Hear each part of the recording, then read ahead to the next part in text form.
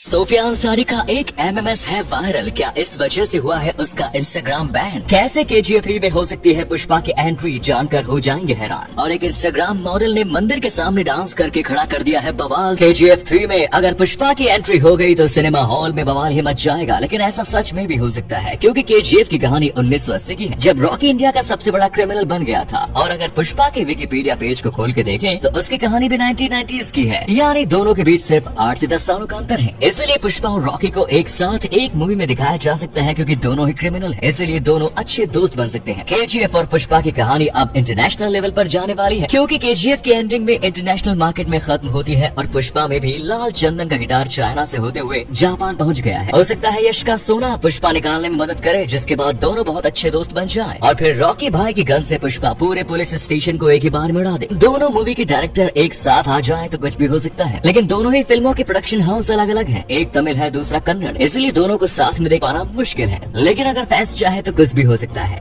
Sophia Ansari का एक video MMS viral हुआ। जब इस वीडियो के बारे में उससे पूछा गया तो उसने साफ साफ मना कर दिया और बोल दिया कि इस वीडियो में मैं नहीं हूँ, ये एक एडिट की हुई वीडियो है। उसके फेम को नीचा दिखाने के लिए ये वीडियो मोप्ड करके वायरल किया गया है, और जिसने भी इस टाइप का वीडियो एडिट और वायरल किया है उसके खिलाफ एक्शन लिया जाएगा। इसका एक एक फोटो इंस्टाग्राम की गाइडलाइन को तोड़ता हुआ नजर आता है। लेकिन अगर आप इसकी फोटो देखेंगे तो आप अपनी नजरें नहीं हटा पाएंगे। अकाउंट सस्पेंड होने के बाद से लोगों में इतनी बेचैनी हो गई कि वो सोफिया को ट्रोल करने लगे और सोफिया अंसारी पर मीम्स की बाढ़ आ गई। सोफिया अंसारी की बोल्डनेस उनके इंस्टाग्राम को बैन करने का कारण बनी। इंस्टाग्राम की गाइडलाइन फॉलो न करने पर सोफिया का अकाउंट सस्पेंड कर दिया गया। दरअसल सोफिया अपने इंस्टाग्राम अकाउंट पर हद से ज्यादा बोल्ड फोटो और वीडियो शेयर किया करती थी। सोफिया पहले टिकटॉक स्टार हुआ करती थी, पर 2020 में भारत में टिकटॉक के बैन होने के बाद सोफिया अंसारी इंस्टाग्राम पर एक्टिव हो गई। इसी के बाद से लगातार सोफिया पॉपुलर होती गई। देखते ही देखते 2 सालों में सोफिया के 9 मिलियन यानी करीब 98 लाख फॉलोअर्स हो गए। लेकिन आज तक भी इंस्टाग्राम ने इसका अकाउंट वेरीफाई नहीं किया। इसके अलावा सोफिया के यूट्यूब में 188,000 से ज्यादा सब्सक्राइबर्स और टकाटक ऐप पर 16.8 मिलियन फॉलोअर्स है। सिर्फ 26 की उम्र में सोफिया अंसारी ने अपने लुक्स से इंटरनेट पर सनसनी मचाई हुई है। आरती साहू नाम के एक इंस्टाग्राम मॉडल ने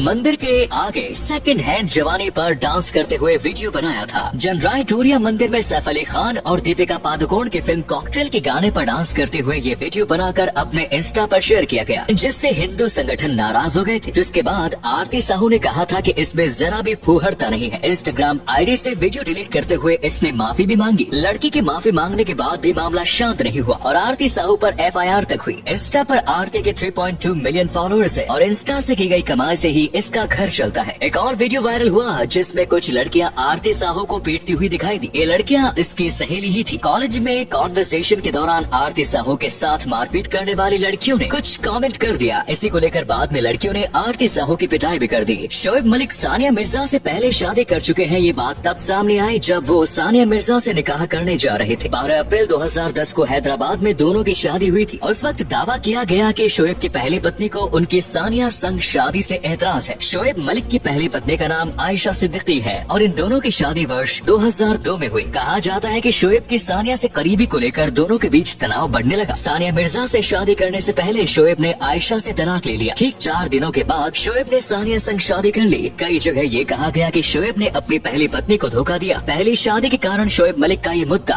पुलिस तक पहुंच गया। हॉरर फिल्म वीराना की खूबसूरत एक्ट्रेस जैस्मिन इंडस्ट्री से गायब है और 90 के दशक में अपनी खूबसूरती से दर्शकों को दीवाना बना चुके जैस्मिन को अचानक लोग सोशल मीडिया पर ढूंढ रहे हैं। वे जानना चाहते हैं कि आखिर अब वो कहाँ है। जैस्मिन का पूरा नाम जैस्मिन धुन्ना बताया जाता है, लेकिन कुछ रिपोर्ट्स के अकॉर्डिंग वो जैस्मिन भाटिया थी। कोई कहता है जैस्मिन की रोड एक्सीडेंट में मौत हो गई थी। श्याम रामसे ने ये भी कहा कि वो वीराना 2 की स्क्रिप्ट पर काम कर रहे हैं और जैस्मिन को वापस पर्दे पर लाएंगे। लेकिन इसी बीच श्याम रामसे का निधन 2019 में हो गया। उसके बाद जैस्मिन एक पहेली ही बनकर रह गई, क्योंकि खुद जैस्मिन कभी मीडिया के सामने नहीं आई। उनके पर्सनल लाइफ के बारे में भी किसी को कोई इन्फॉर्मेशन नहीं है। 1979 में जैस्मिन ने सरकारी मेहमान फिल्म से अपना डेब्यू किया। उसके बाद साल 1984 में आई डाइवोर्स, जिसमें शर्मिला टैगोर के साथ उन्होंने काम किया। और जैस्मिन की आखिरी फिल्म थी वीराना, जो आई थी साल 1988 में। कहा जाता है कि वीराना के बाद उनकी खूबसूरती पर फिदा अंडरवर्ल्ड के कई डॉन भी हो चुके और उनके साथ रहना चाहते थे। जैस्मिन को उनके फोन आने लगे, जिससे वो इतनी परेशान हो गई कि उन्होंने न सिर्फ बॉलीवुड ही बल्कि देश ही छोड़ दिया। ये भी कहा जाता है कि 1988 के बाद जैस्मिन जॉर्डन में जाकर बस गई और वहीं के नागरिक से शादी कर ली। जैस्मिन की खूबसूरती ही उनकी सबसे बड़ी दुश्मन बन गई।